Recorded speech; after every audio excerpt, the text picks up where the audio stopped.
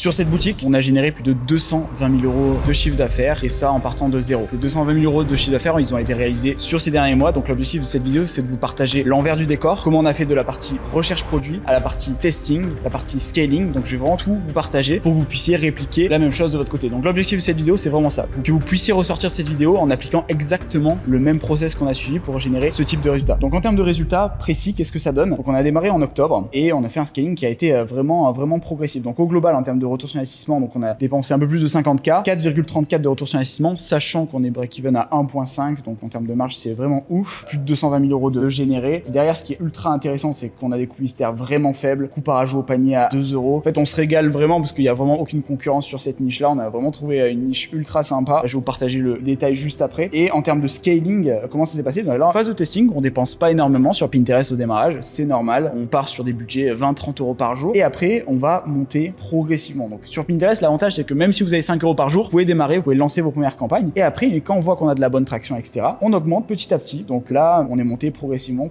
Et après, on a dû rebaisser. Il y a eu toute la partie nouvel an chinois avant de repartir là où à l'heure actuelle, on est en train de scaler. Donc globalement, en termes de budget journalier, on est parti crescendo. Typiquement sur janvier, pas forcément le meilleur mois sur la partie e-com. Enfin, c'est un bon mois, mais sans plus, sachant qu'il n'y a pas de saisonnalité sur ce produit-là. On est monté sur les volumes de spend à plus de 690 € de spend journalier, avec du coup une répartition assez sympa où on a du coup 500 € par jour sur la partie campagne de conversion. Donc ça, c'est les campagnes où on va pousser des épingles, images, vidéos, carousel, etc.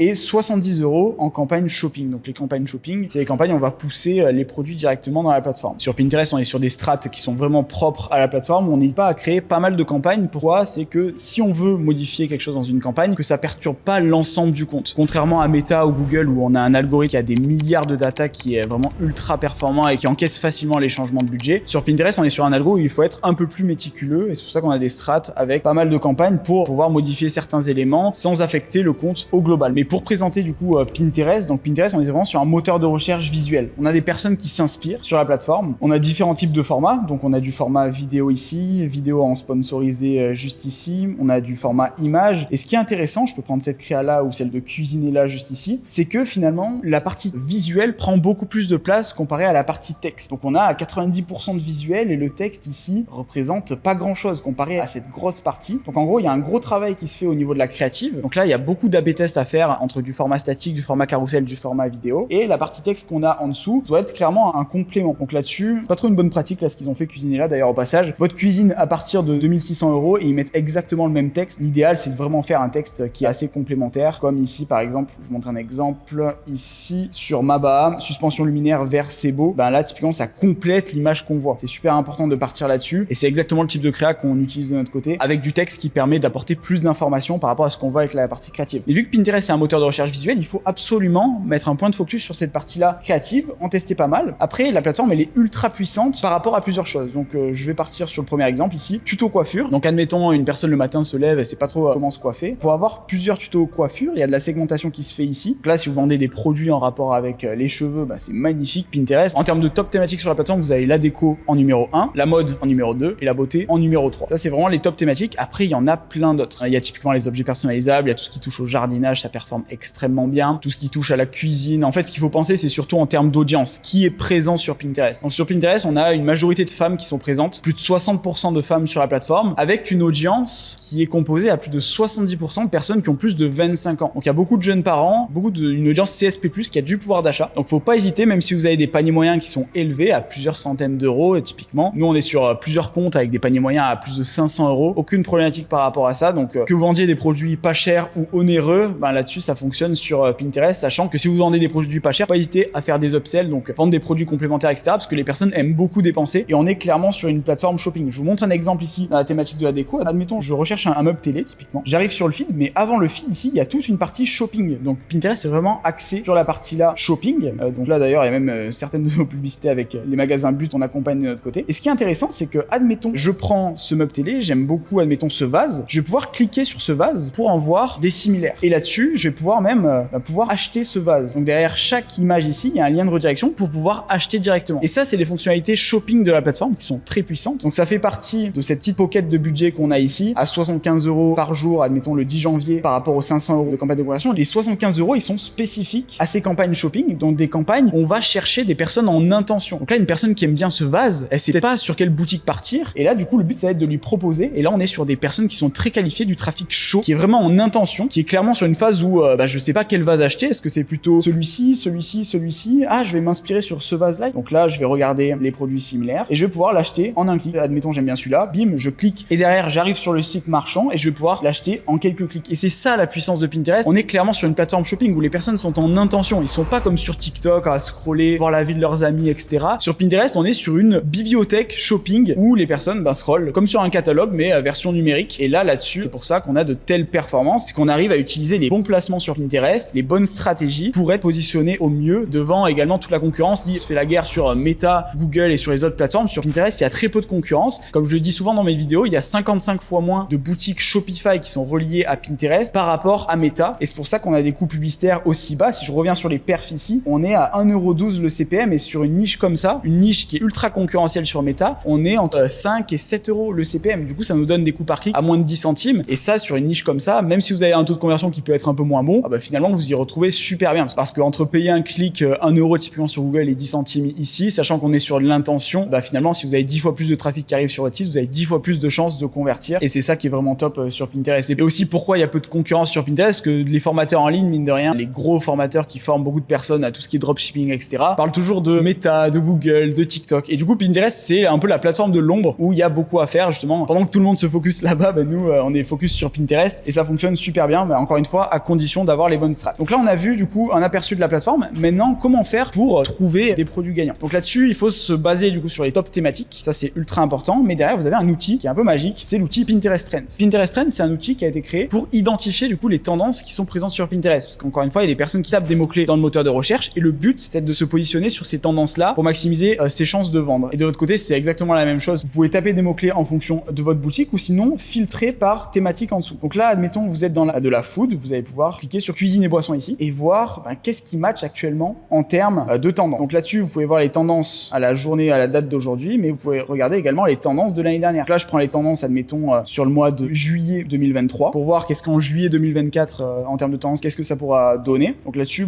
sur la partie food, beaucoup de plats d'été, etc. Donc il n'y a pas trop de produits qui se dessinent, mais si vous allez dans des top thématiques, admettons de la mode, pour voir qu'est-ce qui marche bien à ce niveau-là, là, vous pouvez voir des bracelets brésiliens. Ça a super bien perf à cette période-là. Donc ça peut être un angle si vous souhaitez tester des produits dans cette thématique-là. Et le but, c'est de balayer à peu près toutes les thématiques. Donc là, admettons, je prends la thématique de la santé. Là, je cherche un peu et là, je vois ventre. Donc là, ça doit être sans doute des personnes qui recherchent des routines pour perdre du poids, etc. Donc là-dessus, qu'est-ce que je vais faire? Je vais regarder le pic. Donc là, on a un pic ici le 10 août, un pic assez important. Et là, derrière, je vais pouvoir voir les épingles qui sont proposées pour voir est-ce qu'il y a des acteurs justement qui sont présents et si oui, qu'est-ce qu'ils proposent. Donc là, je vais scroller. Ok, on a ça, des équipements de sport. Donc ça, c'est top. Des compléments alimentaires. Donc là, on a des idées de produits ici directement. Et ça, c'est top de le faire du coup sur le marché français. Donc ça, c'est une chose. Pour regarder à peu près les grosses tendances. Mais ce que je vous invite à faire et ce qui est surpuissant, c'est de regarder sur les autres marchés. Typiquement, aux États-Unis, qu'est-ce qui se fait? Parce que les États-Unis, c'est un marché souvent qui a de l'avance comparé au marché français. Et du coup, quel produit vous pouvez appliquer des États-Unis ou de l'Allemagne et le basculer en France, ou vice-versa, un produit qui marche très bien en France, l'appliquer sur un autre marché. Typiquement, nous, on a les marchés scandinaves qui marchent extrêmement bien. Tout ce qui est Danemark, Norvège, Suède, Pays-Bas, c'est des marchés sur lesquels on perf super bien. Donc là-dessus, de transvaser des produits qui marchent bien d'un marché à un autre, c'est quelque chose qui est vraiment top. Et l'autre option, c'est de trouver des produits qui n'ont pas été testés sur Pinterest alors qu'ils tombent très bien sur Meta. Et il y a plein de marques qui sont présentes et qui dépensent énormément sur Meta, sur Google, beaucoup de dropshippers également. Vous avez une possibilité juste de transitionner ces produits-là qui marchent bien d'une plateforme à une autre et là-dessus d'arriver sur un réel océan bleu. Et c'est ça qu'on va chercher sur Pinterest, arriver sur un réel océan bleu. Et pour cette boutique, ça a été la même chose. En octobre dernier, donc je reprends les perfs ici, tac, on a fait le constat ici que il y a un produit qui a pas été testé sur Pinterest et qui tourne extrêmement bien sur Meta. Du coup, on est parti sur des petits budgets, on a validé la chose et après on a scalé petit à petit. Donc c'est exactement la méthode qu'on a suivie. Donc on s'est basé sur Pinterest Trends, on s'est basé sur des bibliothèques publicitaires sur Meta, sur des outils aussi comme BigSpy, Minea, je vous mettrai tous les liens en description si vous le souhaitez. Et là-dessus, en combinant toutes ces recherches-là et en analysant le marché et en transvasant des produits d'un marché à un autre ou d'une plateforme à une autre, derrière vous avez beaucoup de chances d'arriver sur un réel océan bleu avec zéro concurrence. Maintenant que vous avez trouvé votre produit, on passe à la partie du coup testing. Donc là, je vais vraiment vous partager ce que j'aurais vraiment bien aimé savoir en 2019 quand je me suis lancé sur Pinterest. À l'époque, il y avait vraiment aucun contenu dispo et même maintenant, c'est très limité. Donc le but, c'est que je vous partage vraiment un max de détails pour que vous puissiez vous lancer de la bonne manière. Et encore une fois, pas besoin de gros budget sur Pinterest. C'est ça l'avantage. Donc la première étape, c'est de créer son compte Pinterest Business. Donc je vous mettrai le lien en description. C'est totalement gratuit. Donc là, vous cliquez sur créer un compte et derrière, l'étape suivante, ça va être d'insérer une bonne image de marque de compte. Donc là-dessus, je prends prends un exemple ici d'un compte, une fois que j'ai cliqué sur créer un compte, etc. Ouais, admettons, je lance ma boutique dans la thématique de la déco. Donc, l'objectif, ça va être d'avoir une bonne manière, un bon logo, un bon titre, le titre de votre site ici, une bonne description ici inspirationnelle. Donc, tous ces paramètres-là se modifient dans les paramètres de compte. Vous cliquez sur la petite flèche en haut à droite et après, vous cliquez sur paramètres. Et là, vous allez avoir la possibilité de changer tout ça. Donc, le nom, la description, il faut que ce soit inspirationnel, que les personnes, justement, aient un aperçu de ce que vous vendez sur votre compte. Et derrière, vous mettez votre site web. Donc là, c'est un exemple. C'est clairement un exemple. Et après, le nom d'utilisateur. Donc ça, c'est pour le Pinterest slash. Et derrière, vous allez avoir votre nom d'utilisateur. Donc je vous montre un exemple. Ici, Pinterest slash et après votre nom d'utilisateur. Donc le but, c'est d'optimiser tous ces paramètres-là pour que derrière, dès qu'une personne ne passe sur la publicité, mais qu'une personne va sur votre compte, que ces personnes-là arrivent sur un compte qui soit solide avec des épingles et des tableaux. Donc comment ça fonctionne Pinterest de manière générale là-dessus? Parce que ça peut être assez flou de l'extérieur. Donc les épingles, c'est tout ce qui est images, vidéos, carousel. On appelle ça des épingles sur Pinterest. Et ces épingles, on va les classer dans des tableaux. Donc les tableaux, c'est des catégories. Donc là, admettons, j'ai plusieurs univers produits. Donc je vends des chaises, je vends des objets de déco, je vends des canapés, etc. Là-dessus, je vais créer un tableau chaises qui reprenne un peu les thématiques de mon site. Si je suis sur une boutique multiproduit, je vais pouvoir utiliser les catégories de mon site pour faire des tableaux. Faut que en fait le compte Pinterest soit un peu le reflet du site web. Et si vous êtes en monoproduit, aucune problématique. Vous mettez votre produit. Admettons, je suis dans la thématique des cheveux comme on l'a montré juste avant. Je peux faire un tableau avec axé sur le produit, un tableau axé sur notre histoire, un tableau axé sur admettons des collaborations, un autre tableau axé sur un upsell d'un produit, un tableau par thématique saison. Donc ça peut être ultra intéressant. Donc le tuto coiffure par saison. Donc tous ces éléments, ça permet de faire une bonne déclinaison au global. Et au global, je vous invite à avoir 5 tableaux au minimum au démarrage et à l'intérieur de mettre au moins 15-20 épingles. C'est juste pour avoir une bonne structure et de potentialiser tous les efforts publicitaires que vous allez lancer. Et là-dessus, surtout si vous démarrez sur des petits budgets, c'est pour ça qu'il faut avoir une image de marque de compte assez solide pour renforcer votre autorité et que les personnes soient en confiance. Je disais qu'il était possible de démarrer sur un petit budget sur Pinterest Ads et je vais vous partager une astuce pour profiter entre 85 € et 100 € de budget de testing offert. Il n'y a pas d'entourloupe, c'est vraiment offert et c'est quelque chose que je vous invite à profiter quand vous vous lancez. Donc il faut juste avoir un compte Shopify, c'est juste le prérequis, et un compte Pinterest Business. Le compte Pinterest Business est gratuit et le compte Shopify c'est 1 € par mois pendant 3 mois. Donc pour 1 € investi, j'ai pas de lien d'affiliation ou autre, mais je vous mettrai quand même tous les liens en description pour aller plus vite de votre côté. Tout ça, ça vous permet justement d'avoir un budget publicitaire offert par Pinterest. Et en fait, dès que vous avez créé votre boutique Shopify, vous avez l'application Pinterest Shopify qui est présente où justement ils ont fait un partenariat et pour chaque personne qui se lance avec cette application, qui est totalement gratuite encore une fois, ça vous permet de débloquer ces 85 € offerts. Je vous montre un exemple ici sur un compte. Donc pour ça, vous allez vous rendre ici dans les paramètres de compte, qui est en haut à gauche sur le Pinterest, facturation. Donc là, la première étape, ça va être d'aller dans les paramètres de paiement et d'ajouter toutes les informations de votre entreprise, ou si vous êtes en auto-entreprise, c'est la même chose, ajouter votre numéro de TVA. Tous ces éléments-là, ça prend vraiment 2 minutes. Et une fois que c'est fait et que vous avez vraiment lié votre compte Pinterest et Shopify grâce à l'application Pinterest Shopify, vous allez avoir un solde de crédit entre 85 et 100 €. Donc ça dépend des comptes, ça dépend des périodes de l'année. Il y a plusieurs facteurs là-dessus, mais c'est 85 € minimum que vous allez pouvoir utiliser en testing. Donc si vous partez sur 2 campagnes à 5 € par jour, donc 10 € par jour au global, ça vous fait plus de 8 jours de testing pour tester votre produit de manière 100% gratuite. Et si vous avez des clics à 10 centimes, ça vous fait quand même beaucoup de visiteurs qui vont arriver sur votre site web de manière 100% gratuite. Donc là-dessus, vous allez avoir un solde de créditeur et derrière, vous allez avoir un petit bandeau qui s'affiche assez similaire à celui-ci là tout en bas, où vous allez voir du coup la date de revendication de l'offre, donc à quel moment le bonus s'est activé, à quel moment du coup vous avez fait le lien entre Pinterest et Shopify. Derrière, vous avez la valeur de l'offre ici, du montant qui est gratuit pour vous, et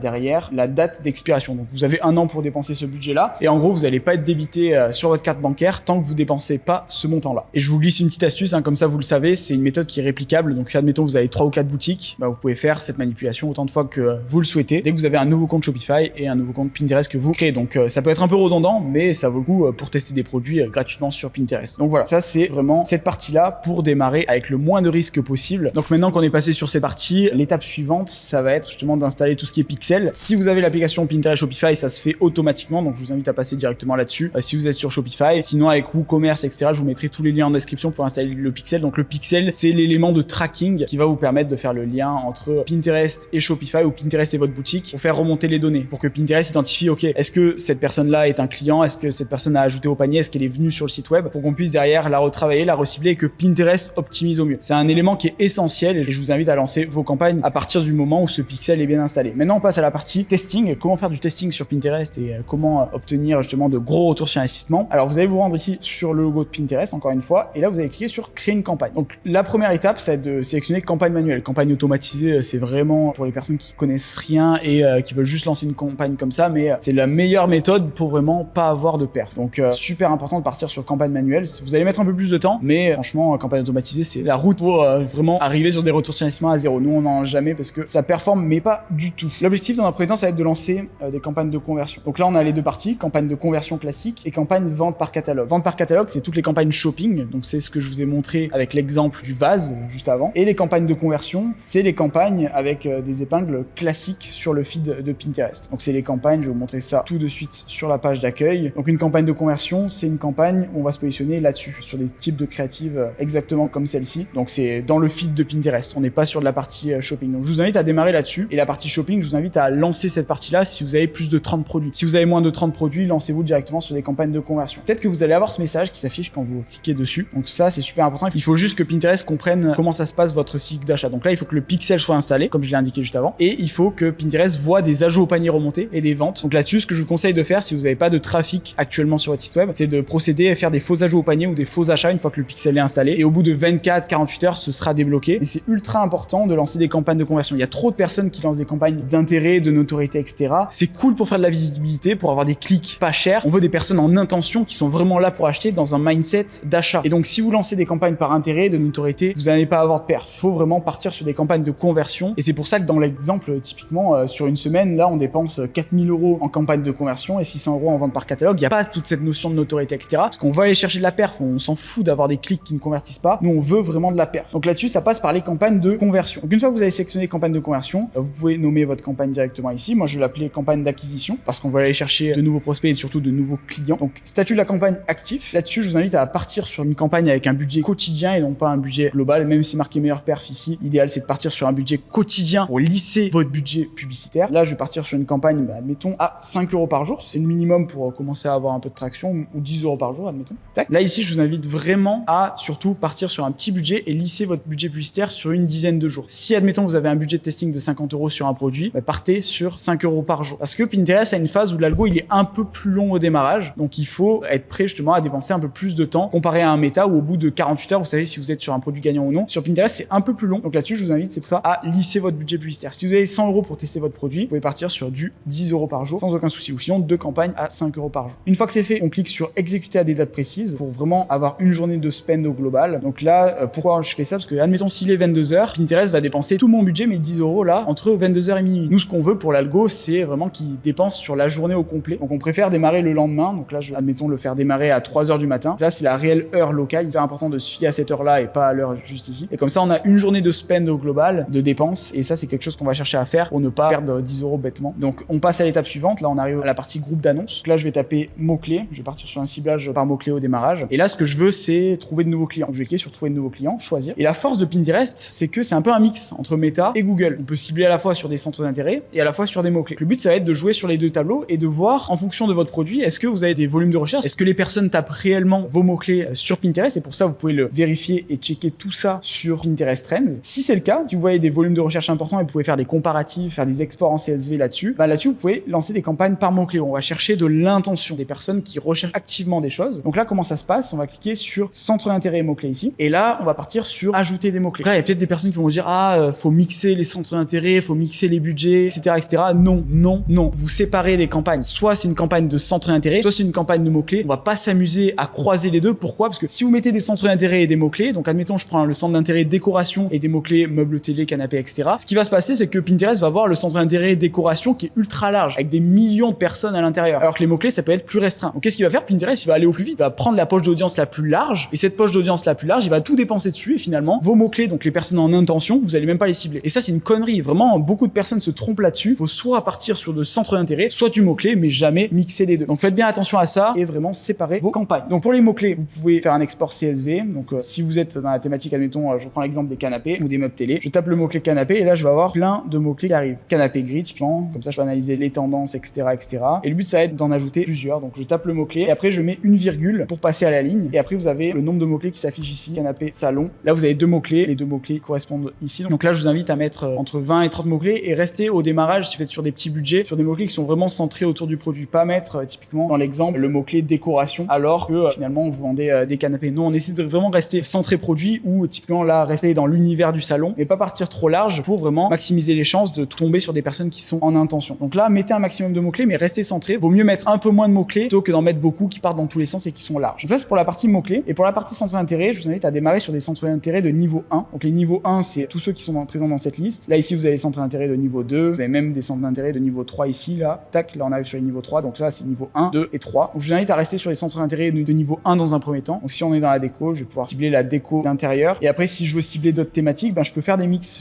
Si je veux cibler des architectes qui sont intéressés par la déco d'intérieur, je peux cibler à la fois le mot-clé architecture et à la fois le centre d'intérêt décoration d'intérieur et voir après dans les stats où est-ce que Pinterest dépense. Est-ce que c'est plus sur le centre d'intérêt numéro 1 ou est-ce que c'est plus sur le centre d'intérêt numéro 2. Donc ça, vous pouvez le faire ici ou sinon, vous pouvez directement, autre possibilité, mettre le centre d'intérêt architecture ici. Donc là, si vous faites ça, je vous invite vraiment à le renommer. Donc là, je vais marquer centre d'intérêt archi et après, vous allez pouvoir dupliquer le groupe d'annonces, tac, et là, faire la même chose. Là, je vais marquer du coup centre d'intérêt déco. Dans le centre d'intérêt déco, je vais mettre ici la décoration d'intérieur. Comme ça, je vais pouvoir voir où il dépense. Est-ce qu'il dépense sur la partie déco ou sur la partie architecture. Donc ça, c'est les méthodes du coup de ciblage, soit intérêt de niveau 1, donc soit avec des centres d'intérêt uniques, ou soit vous pouvez faire des groupements d'intérêt, ou sinon le pôle mot-clé. Et le pôle mot-clé, très puissant parce que vous partez sur de l'intention. Si vous avez 10 € par jour, vous pouvez faire un test, comme je l'ai dit, 5 € par jour d'un côté, 5 € par jour de l'autre. Structure très saine au démarrage. Et si vous avez un peu plus de budget, n'hésitez pas à partir sur 15-20 € par jour en termes de centres d'intérêt, parce qu'on est sur les centres d'intérêt qui ciblent directement plusieurs millions de personnes. Donc une fois que c'est fait, on passe à la section suivante, la partie données démographiques. Donc la partie données démographiques, ce qui est intéressant, c'est qu'on peut cibler soit les femmes, soit les hommes. Donc si vous ciblez uniquement des femmes, je retirerai juste les hommes, parce que dans non précisé, il y a plus de 80% de femmes à l'intérieur. Et si vous ciblez que les hommes, vous partez directement comme ça. Mais sachant que sur Pinterest, encore une fois, l'audience, elle est majoritairement féminine. Donc ça, c'est quelque chose qui est important à savoir. Et sinon, si vous partez large, vous restez sur la première option ici. Au niveau des âges, restez large, sauf si vous avez une audience qui est un peu plus âgée, etc. Ou si vous connaissez votre persona, n'hésitez pas à arriver sur une audience qui est plus large, sachant qu'il y a 70 à 80% de l'audience qui a plus de 25 ans. Donc si on enlève cette première tranche d'âge, il vous reste 70% de l'audience, c'est ultra large. Mais restez quand même large au démarrage et après, en fonction des datas, vous allez pouvoir analyser ça et derrière corriger le tir. Et ça, tout dépend du pricing de votre produit, etc. Pas mal de variables là-dessus, mais restez large au démarrage. Au niveau des lieux, donc si vous êtes sur le marché français, vous restez sur France. Langue, restez sur la langue française. Pourquoi? Parce qu'on va éviter de cibler les étrangers qui ne parlent pas français en France. Donc ça, c'est quelque chose qui est important. Une fois que c'est fait, on passe à la section suivante. Appareil, on reste sur tous les appareils. Là, on ne touche à rien sur cette partie-là. Et là, on va faire de l'optimisation au clic sortant. Et en termes d'enchères, restez sur de l'automatique. Au démarrage, quand vous vous lancez, restez sur de l'automatique. Le manuel, ce qui va se passer, c'est que sans doute Pinterest va pas trop dépenser au démarrage. Et ce qu'on veut, c'est dépenser pour commencer à avoir ses premières datas, etc. Du coup, c'est vraiment recommandé de démarrer avec de l'automatique. Et la partie campagne manuelle, c'est plus dans un second temps, dans une phase de scaling, dans une phase de testing poussé quand on a un algo chaud, mais dans un premier temps, restez sur des campagnes automatiques. C'est le principal. Et après, vous allez pouvoir sélectionner des épingles. Donc là, je vous invite à partir entre 3 et 5 épingles maximum, 4 étant le nombre idéal. Donc là-dessus, vous les sélectionnez directement. Tac. Donc là, AB tester du format image, vidéo. Regardez ce qui se fait sur le marché US. Vous pouvez utiliser un VPN pour ça et regardez aussi dans Pinterest Trends en fonction des mots-clés et du secteur, quels sont les types de créa qui marchent bien. Mais partez large en termes de tests parce que Pinterest, c'est un moteur de recherche visuelle. Si typiquement vous négligez cette partie-là, ce sera très difficile de performer. Pour ajouter du coup ces 4 épingles, vous cliquez sur ajouter 4 épingles ici. Vous pouvez également les sélectionner par tableau, c'est plus simple pour vous y retrouver. Et derrière, là ici, partez sur les annonces standards. Donc ils proposent quiz, vitrine. Donc ça, c'est des choses qui sont amenées à changer. Ça, c'est des types d'annonces qui sont en version bêta. Surtout, ne partez pas là-dessus parce que c'est en version bêta et c'est fait pour les gros annonceurs. Mais sinon, vous allez perdre de l'argent et du temps à vouloir cette partie-là. C'est des niveaux de complexité qui sont un peu plus importants et surtout sur une version bêta, l'algo des fois il est pas 100% fiable. Donc autant rester sur les annonces standards. Donc nom de l'annonce, ça c'est pour vous de votre côté. Et derrière, l'URL de destination, c'est la page de redirection sur laquelle vous allez rediriger. En termes d'appel à l'action ici, je vous invite à rester large. Surtout restez sur du en savoir plus. Partez pas sur du acheter ou sur du commander parce qu'en fait les personnes sont en phase d'inspiration sur Pinterest. Et justement, il faut les driver dans ce mindset d'inspiration où la personne va se dire ah tiens, ça m'intéresse. En savoir plus, c'est parfait, ça matche parfaitement avec le mood de l'inspiration. Commander, ça fait directement un peu plus agressif et vous allez du coup avoir moins de personnes qui vont cliquer sur votre annonce et pas de différence en termes de taux de conversion d'après ce qu'on a testé nous de notre côté. Donc restez soft en termes d'appel à l'action. Il y en a plusieurs, visitez le site aussi, c'est très soft. Et acheter ici, c'est très bien pour du retargeting, du reciblage où on va justement pousser les personnes à acheter. Mais sur le premier touch point, la première fois que la personne arrive, on reste sur de l'inspiration. Donc là, vous pouvez modifier du coup toutes vos annonces. Et une fois que c'est fait, petite astuce, c'est vraiment de voir l'aperçu sur téléphone. Donc pour ça, vous prenez votre téléphone tout simplement et vous allez voir l'aperçu de votre épingle, qu'est-ce qu'elle donne en termes de rendu sur smartphone. Et vu qu'on a plus de 90% des personnes qui sont sur smartphone, c'est super important de regarder ça. On peut avoir vraiment un aperçu qui est différent entre la partie ordi et la partie smartphone. Donc passer sur un aperçu sur téléphone pour vérifier qu'on voit bien tous les éléments, que typiquement tout est bien cohérent en termes de texte, qu'il n'y a pas du texte qui dépasse. Tous ces éléments, c'est super important de les vérifier parce que vous pouvez passer à côté d'une créa gagnante juste parce que vous avez mis un peu trop de texte, etc. Donc c'est très important. Et derrière, vous cliquez sur publier et là, votre première campagne de testing a été lancée. Une fois que vous avez lancé votre campagne de testing, l'idéal, c'est quelques jours après de lancer votre campagne de retargeting. Parce qu'il y a des personnes qui vont venir sur votre site et qui vont pas convertir directement. Donc il faut les recibler avec des publicités légèrement plus agressives, avec un angle marketing qui est un peu différent. Et là-dessus, pour créer cette campagne, comment faire? Vous allez repartir sur le même setup, campagne de conversion ici, ou vente par catalogue, mais plus conversion. Et derrière, vous allez partir sur un budget quotidien. Donc là, si vous êtes à 10 € par jour au global, partir au démarrage sur du 2 € par jour, ça fait sens parce que vous allez recibler toute la base d'audience si vous faites que du Pinterest. Donc le but, c'est de mettre un budget beaucoup moins important. On repart sur un démarrage des campagnes au lendemain, comme on l'a fait juste avant. Et derrière, là, on va virer tout ce qui est centre d'intérêt, etc. On va même revenir un peu plus haut, mais au lieu de trouver de nouveaux clients, on va cliquer sur renouer avec votre audience. Là, ça va réinitialiser cette partie-là. Et le but, ça va être de recibler les visiteurs qui sont venus sur le site web. Ils sont venus sur le site web, ils n'ont pas converti, des prospects qui sont chauds. Autant ils étaient juste pas dans le bon mood, ils étaient pas au bon endroit, ils scrollaient Pinterest au mauvais endroit, ils étaient dans le métro. Typiquement, il faut les recibler au bon moment quand ils sont chez eux, tranquilles, ils sont aptes à acheter. Et pour ce faire, on clique sur utiliser la liste existante. Et là, vous allez pouvoir créer des listes d'audience. Donc là, j'ai créé la liste d'audience pixel. Donc là, où on va recibler les visiteurs du site au global. Où là, j'ai créé une audience visiteur 30 jours. Donc le but, c'est de sélectionner ces audiences-là. Si vous n'arrivez pas à le faire, vous cliquez ici sur Pinterest. Et derrière, vous allez trouver une section qui s'appelle audience. Elle est juste ici. Moi, je vais l'ouvrir dans un nouvel onglet. Et c'est ici que vous allez pouvoir créer une audience. Donc là, je mets créer une audience, visiteur de site. Donc là, je peux la nommer comme je veux. Je vais la mettre visiteur de site ici, typiquement. Je marque visiteur, tac. Et là, derrière, je vais pouvoir inclure tout le trafic passé. Donc depuis que le pixel, votre tracking est installé, je vais recibler toutes les personnes. Et si vous avez des personnes qui viennent de Google, qui viennent de la partie du coup SEO, de la partie méta, etc., vous allez pouvoir les recibler sur Pinterest. Ça fait un touchpoint supplémentaire sur des personnes qui n'ont pas converti. Donc ça, c'est super intéressant. Également, importer des listes clients ou des listes de prospects, des personnes qui ont ajouté au panier. Vous pouvez également les ajouter ici, votre base mail, pour les pusher sur des nouvelles offres. Ça, c'est quelque chose qui marche très bien aussi. Et derrière, vous pouvez mettre des filtres. Donc là, je peux mettre filtre événement et là, je peux mettre sélectionner si je souhaite toutes les personnes qui ont acheté, toutes les personnes qui ont ajouté au panier et faire une très bonne segmentation. Mais si je veux rester sur tout le monde, j'enlève cette partie filtre et là, je vais recibler directement tous les visiteurs. Donc là, je sélectionne bien la balise, c'est super important et je vais cliquer sur créer et là, je vais avoir l'audience qui est créée. Et une fois qu'elle est créée, du coup, je me rends dans ma campagne visiteur site et là, je vais pouvoir l'utiliser dès à présent. Donc je clique sur choisir ici. Tac. Bon là, elle est trop petite parce que je suis sur un compte test, mais une fois que c'est fait, derrière, le but c'est de rester large dans tous ces paramétrages pour recibler vraiment toutes les personnes sans faire de filtre particulier. Et ici, de partir sur encore une fois 4 épingles, mais des épingles qui peuvent être plus tournées vers de la conversion. Les épingles un peu plus agressives, soit un aspect code promo, soit un appel à l'action qui est un peu plus agressif comme du commander ou acheter. Et le but c'est d'ajouter un peu d'urgence sur cette phase-là pour que les personnes sentent que voilà, c'est le bon moment, il faut que j'achète maintenant. Et du coup, je passe à l'achat dès à présent. Donc ça, c'est quelque chose qui est très important. Et une fois que c'est fait, vous cliquez sur publier. Et là, votre campagne de retargeting est lancée. Et une fois que c'est fait, pour analyser tous les résultats, donc partie testing, partie retargeting et après dans un second temps la partie scaling, vous avez juste à cliquer sur le logo de Pinterest en haut à gauche et là, rapport. Donc n'allez pas dans tout ce qui est aperçu de compte, etc. C'est vraiment nul en termes de visibilité. Ce qu'il faut, c'est avoir les bons KPI. Et là-dessus, je vous invite à faire un screenshot ou mettre en pause sur cette vidéo pour vous partager les KPI qui sont les plus intéressants à regarder sur Pinterest. Donc on a les dépenses, le taux de clic, vu qu'on est sur une plateforme qui est visuelle, c'est super important d'analyser ça. Le retour sur investissement, bien évidemment. Valeur totale de commande, les CPM, donc coût par 1000 impressions. Le nombre total de ventes, le coût par achat, le coût par ajout au panier. On a la fréquence, le coût par clic. Et ça, globalement, c'est vraiment juste les KPI nécessaires. Le reste, vous pouvez en ajouter d'autres, mais ça sert à rien de se concentrer sur 50 KPI à la fois.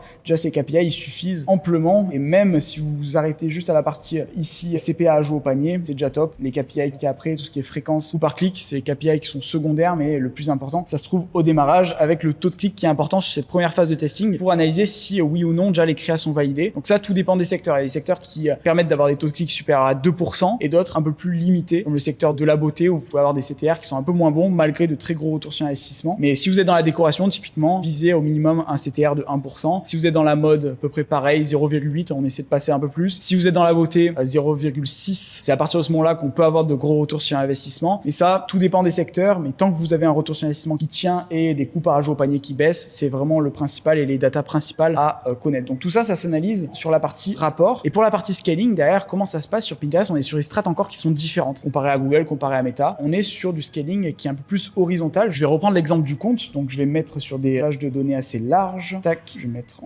depuis le démarrage jusqu'à mars. Et du coup, sur cette fenêtre large, ce qui s'est passé pour faire un scaling et passer de ce budget-là de 2000 € par semaine à 5000 € par semaine, pour faire un x2, en fait, ce qu'on fait, c'est qu'on va créer de nouvelles campagnes, on va tester de nouveaux centres d'intérêt, de nouveaux mots-clés, de nouveaux angles créatifs. Donc on est sur un scaling horizontal. On va faire de la duplication, on va tester différents types d'enchères enchères, différents types de créatives, et on n'est pas juste sur un changement de budget où on va faire un x2 sur les campagnes. Non, on fait un scaling qu'on appelle horizontal, et c'est pour ça qu'on a un nombre de campagnes assez important. Ici, on en a 1, 2, 3, 4, 5, 6, 7, 8, 9, 10, 11. On a 11 campagnes sur ce compte, alors que pour une boutique similaire, etc., sur Meta, on pourra en avoir 3, 4 max, ça suffit largement. Alors que sur Pinterest, on est sur des stratégies qui sont vraiment différentes. Donc voilà, j'espère en tout cas que cette vidéo vous a plu. Si c'est le cas, n'hésitez pas à la liker, à vous abonner à cette chaîne YouTube qui est dédiée uniquement à Pinterest Ads. Je vous mets tous les liens en description de la vidéo, donc tout ce qui est Pinterest Business, Pinterest Shopify. Et si vous voulez aller plus loin, je vous mets le lien de la méthode BPO, donc c'est la méthode qu'on utilise pour dépasser les 3000 € par jour sur Pinterest. Donc c'est là où je vais un peu plus loin en termes de stratégie. Et je partage la méthode BPO, c'est vraiment les fondements pour arriver à avoir ce type de performance. Donc, je vous mets tous les liens de description, le lien de mon agence, etc. Et sur ce, on se dit à la prochaine dans une prochaine vidéo. C'était Luc, ciao.